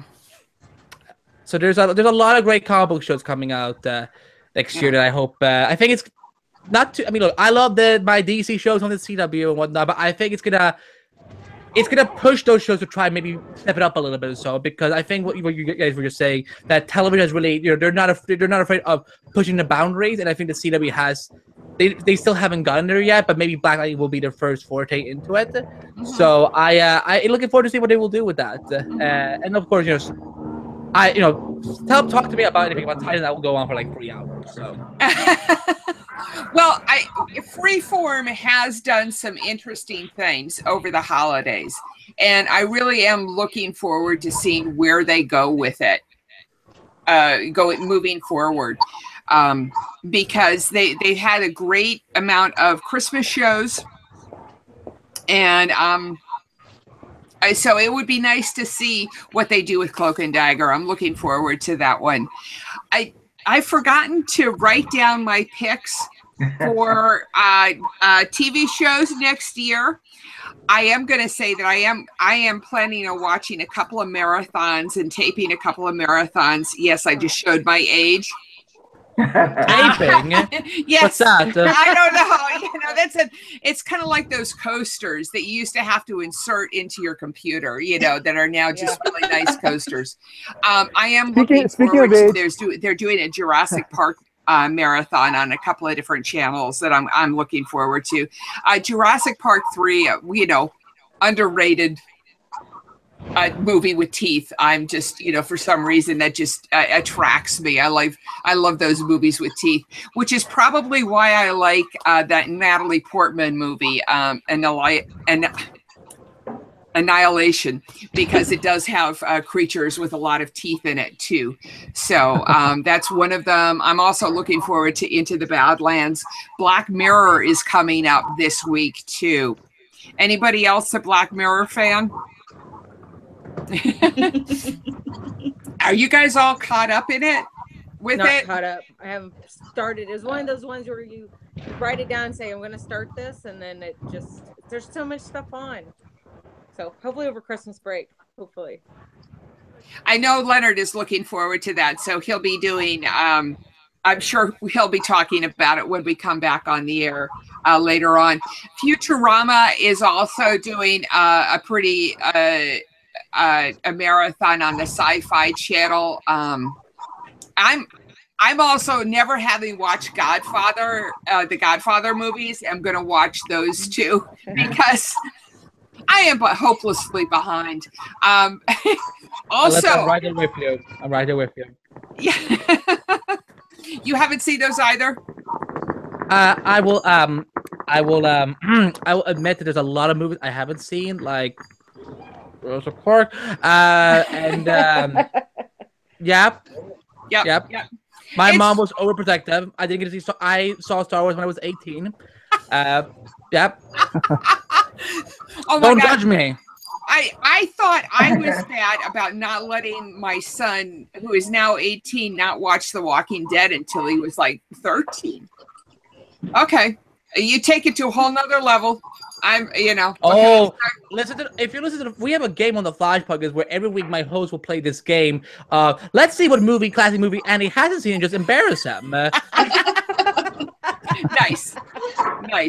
Perfect. They're going to also be doing Three Stooges marathon is going to be happening, as is Twilight Zone and those types of things. And I'm just kind of talking about what's going to be happening over the course of the next week. People can look for it too. Bill Nye the Science Guy is also on the Netflix channel. Their season 2 is dropping on Friday also. Speaking of Freeform, has anybody watched the first season of Beyond? I have. I haven't. What did you think of it? I thought it was fine. I don't think they have the budget that they need, and I want to talk about another show in a second about budget issues. I think it's actually way better than I thought it was going to be, and I actually wound up enjoying it and looking for it, from week to week. It has the potential to do a lot of things, but it always goes back to they need a good story arc and a good script. The actors are all good. They're comfortable with their roles, but you got to have the scripts. You've got to have a story arc that people want to see, and you want to see the development of the characters. You want to see a lot of different things and new ideas. I don't know that they're there yet, but I'm hoping that they're going to move forward, and they're giving them a chance. Now, having said that about the budget, remember that the show on Sci-Fi Channel called Superstition. My problem with them is they've given them zero budget, because we didn't even know about the show until we actually got some emails about it. and it's actually very decent. You know, it could be a lot better, but they have no special effects budget, and it's a show about the supernatural and stuff. The writing is tight, the acting is really very good. It's just that it would be nice if they had a little bit more money, and if Sci-Fi Channel kind of pushed it a little bit more. Because you know, as a contrast, you have Happy, and the advertisements for Happy were all over the planet. But you know, who knew that Superstition was on? I mean, Right. we didn't see anything at Comic-Con. I saw a little blurb in Hollywood Reporter or something like that, you know, because I watch all this stuff. That's the reason why I knew about it. But otherwise, how would you even know about the show? And then they moved it to the Dead Zone, which is, I think they moved it to Wednesday night or something. I think they went from Friday night during prime time to Wednesday night or Thursday night at 11 o'clock. Oh. Who can stay up that late? Right. You know, That's a death note. You know, Andy, right? Is that a death note or not? I mean, they send it to the. I mean, any show on any day that airs at 11 p.m. is like that. That's kind of like that's good. That's bad. That's not good at all. Like now I'm like, Sci-Fi, you better not do this to Krypton. Like I don't want, like, you know, because that show is getting budget. So like I don't want them to like put it on the wrong time slot or anything. But like 11, like who watches a show at 11 p.m. on Angel Coast? Yeah, but you know, they threw it there, and that's the graveyard, and that's basically saying, hey, you know, we're giving up on you guys, and you know, and we're just going to burn through the episodes. And it's like, what do you got on Friday night that's actually, you know, that anybody's actually watching? But the numbers, again, it goes back to you gotta tell people it's on there. So that's just my take on it. And of course, just real quick, for next year, season 3 of The Expanse. Come on, guys, you know I gotta say. Yes. Okay. So Because excited. I mean, I'll tell you this: I've been going back and forth with the visual effects supervisor, and I told him, I said we need a scene. There's a specific scene. If you read the books, there's a specific scene that is so awesome. And I told him, I said, when you do that scene, I better have nerd ecstasy. I better be watching this thing. My eyes had better roll up in my head, and I better fall over backwards. And he says, "Oh, don't worry, we got a couple of scenes like that." So I'm hoping. Let's hold them to it, okay? If you know The Expanse, we're gonna hold them to it, because we better be having that nerd ecstasy moment where we just go hallelujah and look to the heavens, you know, that moment of epiphany. That I'm just saying, not taking anything away from church, guys. This is TV. I'm not taking anything away from church. I'm not saying that. But this is television, so we had better literally our eyes roll up in our heads and just we start shaking at that moment. But he's promised this, and so let's hold him to it, okay? Yeah. I just remember another show I'm looking for that I think people should be excited for in 2018, because I saw a black cat jump in the background. Sabrina, the new Sabrina show that's coming. Yeah, I saw the cat. I'm like, Salem. It's gonna be really dark though, right? I hear it's not like they're going way away from the old. Oh yeah, they're going with the. What is it? Oh wait, hold on. It's going super, super dark. They're going based on this one. Oh. Yeah, then they're going really dark. Yeah. They're like, we've done a sitcom. Now we're about to go into horror. Well, which Alyssa still will think is a comedy. Oh, stop! I'm sorry, but Alyssa, if you want I mean, I've only seen the final scene of Get Out, and it's like, if you look at that one final scene of Get Out, you will understand, like, in no way is it a comedy. So it's like, I haven't heard of it before, so that's where I'm coming from. I'm sorry. It's all right. It's all right. We forgive you. But yeah, I'm looking for the new Sabrina show, and I'm excited to see what they will do with a non-Marvel comic book show on Netflix. So that's going to be intriguing. Yeah. That's the first one they've done that's non-Marvel, so it should be good. What's the date? What's the dates? When was the premiere date on that? Do we know? No, not yet. They were ordered straight to series for 2 seasons, so they're going to be filming both seasons next year. So I would maybe, if I was Netflix, but you know, Netflix should never hire me. But if I was Netflix, I would release it in October for Halloween. I think that would be a perfect time to do it, because, I mean, the original title was going to be The Chilling Adventures of Sabrina. Now it's currently untitled Sabrina series, but I think it will be Chilling Adventures. So I think that would be perfect to put it on in October for Halloween. I think that that would be something that would benefit them quite a lot. And that's also when all the comic books come back on CW and so on. It's like, I would go with it if I would have. Perfect. Just to kind of give everybody a heads up, the first week in January, we do get a lot of returning shows. We get X-Files comes back, as does Blacklist. I'm sorry, there's a dog there that's going. Let's see, we've also got Freeform is doing a show called Grownish. Oh yes, the Blackish spin-off show. Yeah, that's the spin-off show that's doing. SEAL Team comes back, Chicago PD, all of these, a bunch of different shows. The Goldbergs, Bull. Tesla is doing a new, Discovery Channel is doing a new series on Tesla, the inventor. Oh, okay. From the early series, turn of the century. Which looks pretty good. Mick is coming back. A new show called Fox LA to Las Vegas is happening too, which is looks to be kind of a comedy type of airline show, which could be fun. Bull is coming back. Lethal Weapon, the NCISs are coming back too. So. Yeah, well, they put me to sleep, so I'm kind of, I don't mind them. Yeah, they're a good sleep aid. If you just want a show to make you fall asleep, just watch Iron Fist too. Well, there is that too. But there's only so much of that you can watch. So, Aaron, did you want to say something? No, I'm good. Okay. Well, the problem is, Aaron, is that you've got a lot of background noise. Yeah, I didn't know it was gonna be this loud. Sorry. Yeah, it is. I don't hear a lot of background, honestly. Maybe it's just you, Alyssa. Yeah, okay. It's me. I got a lot of voices in my head going on. What can I say?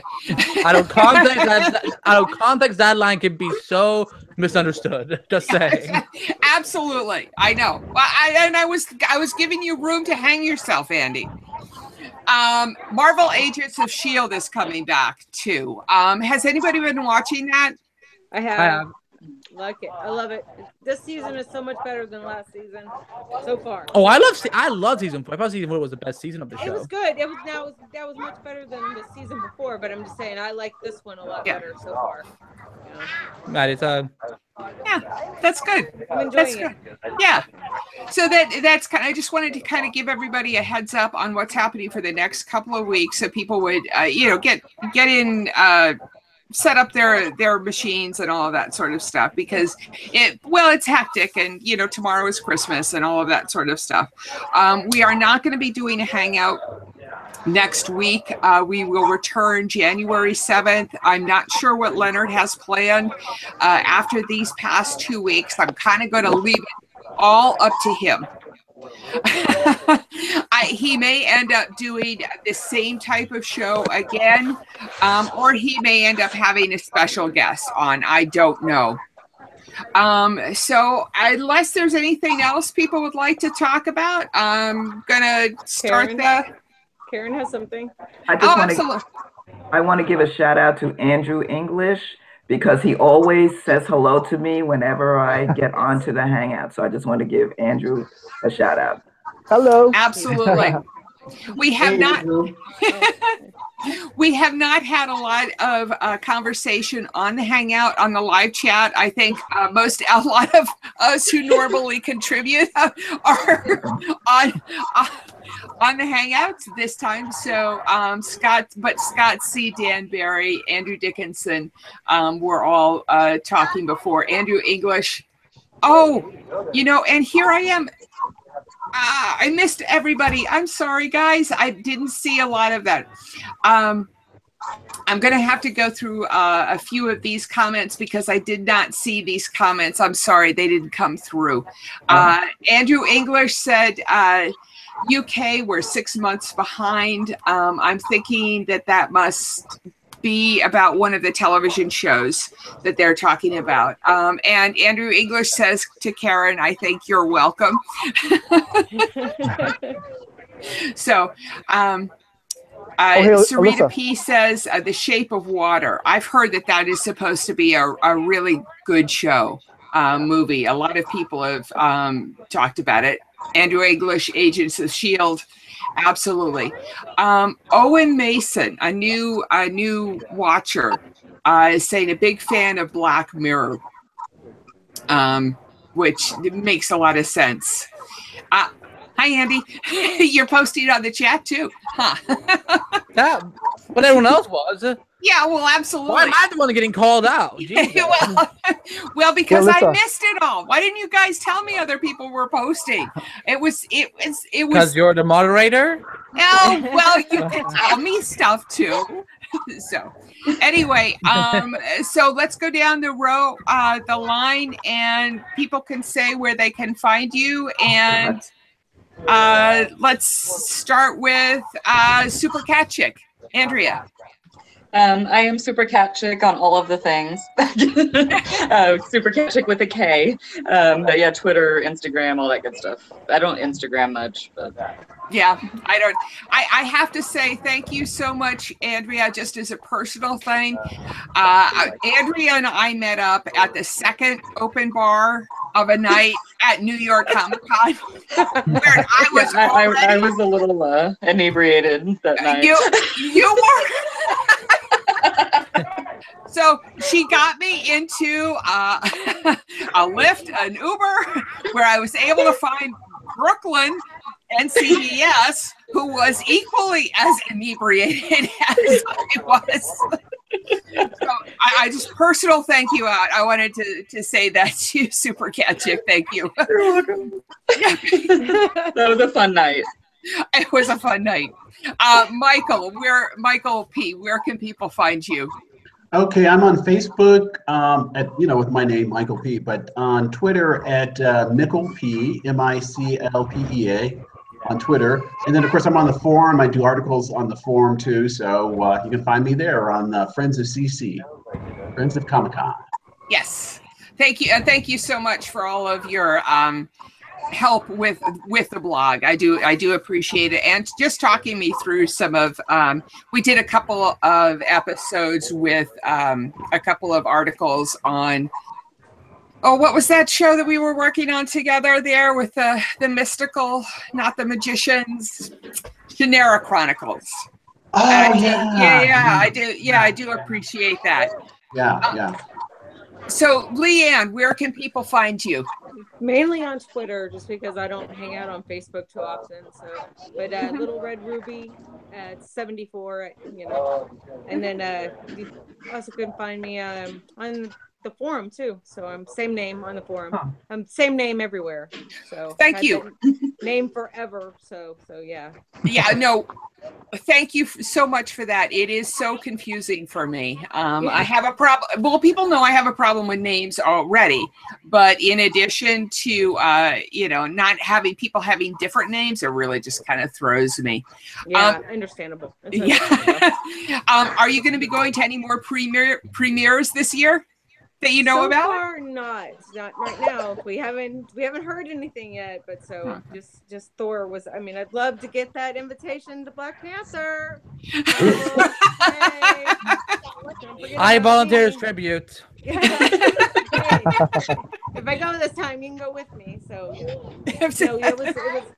so that's the only one right now. So who knows? I'm crossing my fingers. You never know. We would love to hear your thoughts about it again. That was wonderful having you on for the Thor. Thank you. It was a lot of fun. You're welcome. And Karen, where can people find you? Mainly on Twitter at Session KA. I do have a Facebook page. It's under my name, Karen Session. I'm not a big one to go down Facebook, but that's no problem. If I see notifications, then I will get on. That's it. Sounds good. Thank you. It was so nice catching up with you at the Star Trek. Yeah, yes, it was really fun. Thank you for reaching out and flagging me down. I appreciate that. That was fun. And that goes to anybody. I may be a little distracted. I have a tendency of following the shiny squirrels, but feel just corral me. Offer me a drink, and that'll get my attention very quickly. Or food, chocolate, dark chocolate. That works too. Andy, where can people find you? No. I'm going last. Oh. Well, that means I got to go to Aaron next. Aaron, is that you? I gotta go to. What's up with you today? I gotta go to Aaron. I should have to talk to Aaron then. Well, you're insisting on going last there. You know, come on, dude. So, Aaron, where can people find you? Well, I am on Instagram, Twitter, and Facebook in 3 places. Aaron Nabus is where I do a lot of graphic design, marketing, and social media related posts. And I kind of use it as a signal boost for my other 2 accounts, Comic-Con Fit and hallh.com. Follow the hashtags HallH and Comic-Con Fit. That's where you can find me. And before I forget, before Leonard got on, or before he left, we were talking about things we would like to see at cons. What I meant to say was we've lost a lot of legends this year, so I would like to see a concerted effort to get more of the the old school creators on panels, because there's a lot of them that I don't even know about. Like I love seeing Marv Wolfman. He's a writer on panels, and also Walt Simonson was cool. And there's a whole slew of other people out there, like Art T. Bear, people like that. So I'd love to see that more at cons. And being a podcaster, it would be cool. And I know it's a growing trend, but to have some sort of podcast pavilion where it's like you have an area where you can do podcasts. So that'd be awesome to see. That would actually, that is a great idea. To have a place where we could charge great background guests, that's all of that sort of thing, and also where our fans could come and meet us too. At the one of the Read Pop shows, there was a table set up for different podcasters. And it would be nice if CCI were to do the same thing, because it is a growing medium. It is a growing way of communicating to it. I absolutely second your idea about getting more of the classic people on.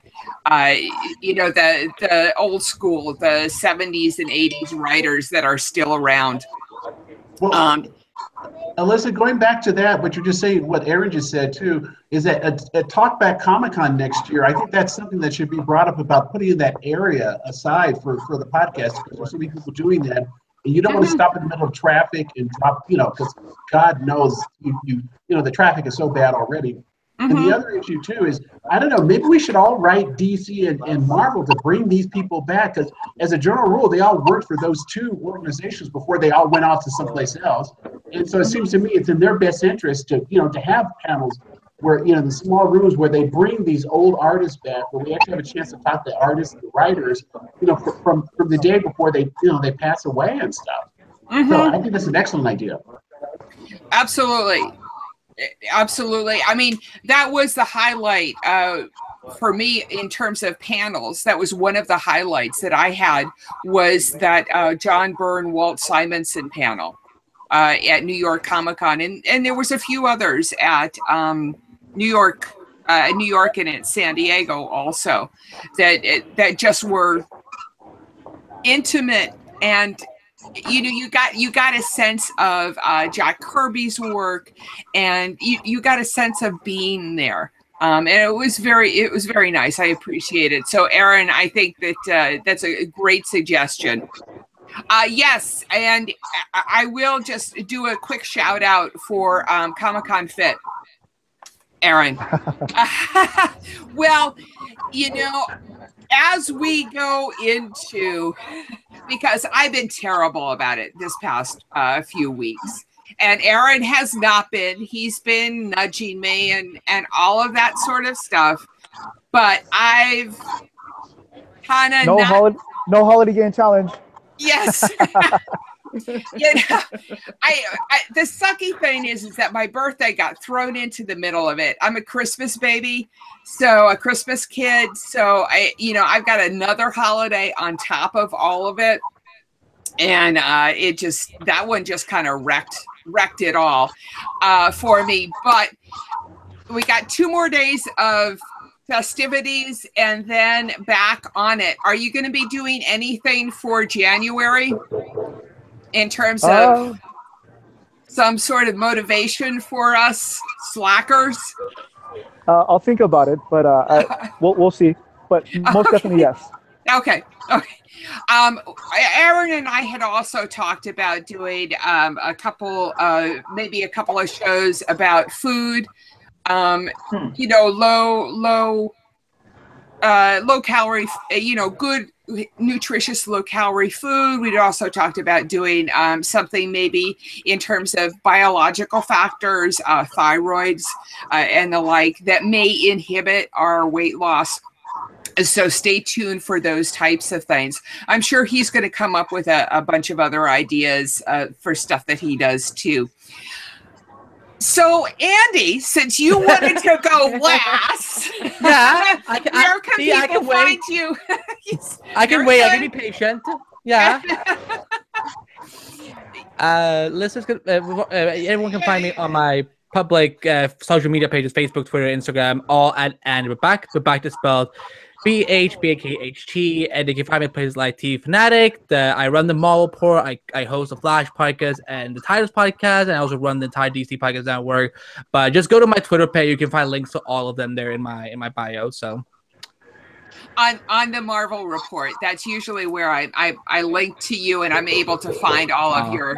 Well, it's an easy way of just saying if you go to your the main page, you can get through and find him. And yes, I am looking forward to parties with you next year. Your memory. What is that supposed to mean? What is that supposed to mean? Well, your memories of Leonard. Thank you so much for bringing up your memories of Leonard doing karaoke. I think that was. Speaking of that, one thing, going back to the question of what we would write on his cast. Yes. I would probably write best wishes for a quick recovery to the man who has a voice of an angel. Hashtag shipping it. Because absolutely. No, that's great. But I appreciate the memories that we were all able to share with Leonard. Thank you, Andy, and everybody else for doing that, for taking the time and coming up with a fun memory that made him smile. And yes, I do think he had a tear in his eye. Thank you. I do appreciate it. I have good memories with you too. I remember last night of Comic-Con, I found you at the Hilton. You were having dinner with someone, but you and I were clearly really, really, really tired. That we were just like, I think your friend was just like looking at us like, what's going on with these two? Because we were laughing at the dumbest jokes. Yes. we were arguing about the silliest things, and it was Oh, well, it was Sunday night at the Hilton, and my Devora, one of my partner in crimes, for some of the partying during con. So she had an inkling of some of the stuff that we were going on. She knew right where we were coming from. She's no dummy, Devora. But we looked at her like with crazy eyes. That's the thing. We were like, doesn't that make sense? And she's like, yeah, sure. So people can find me. We're gonna start doing the final wrap up here. People can find me on at Friends of CCI is my Twitter handle. And you can always find me on my website, friendsofcc.com, for the blog and the forum. Forum is a great place to get any questions asked and answered, and no question is too stupid. Maybe I shouldn't have said it that way, but the idea is that you can ask anything. We've heard it all, but 90% we've heard it all before, but everybody always has their own little twist. So that needs to be answered. Hey, I've got a 2-year-old as opposed to a 1-year-old. What can I do differently? And those kind of questions. You got other moms on there. we try and avoid the when can you line up for stuff questions, because that's a bit of a problem. Andrew English says, a question for the forum: when are the aliens going to take us away? Yeah, okay, yeah, that's we'll start a thread on that, no problem. Please sponsor and look at the Englishman in San Diego's Patreon page if you are not already. Anything is of great help to Leonard. You kind of get, I think everybody gets an idea about the things that he's going through. And we will, I think I've got everything. Anything else people want to say? This was a lot of fun. Thank you. Thank you. It was fun. Yeah. Yes. Great. Thank you. Get out of comedy. Yes. Now I know I want to hang out with Andy at San Diego next year. Oh, absolutely. Yeah. We will hang out. We will hang out. We will hang out. Absolutely. We'll hang out and have a mad time. A mad time. DC model Archie. Is that what we're madding out about? Thank you to all of my guests, Aaron, Karen, Michael, Leanne, Andy, and Andrea, and Leonard for your hosting this and making this all come together. Happy New Year, Merry Christmas, and hugs to everybody. I love you guys. Hey. Bye-bye. Merry Christmas. Happy New Year. Merry Christmas.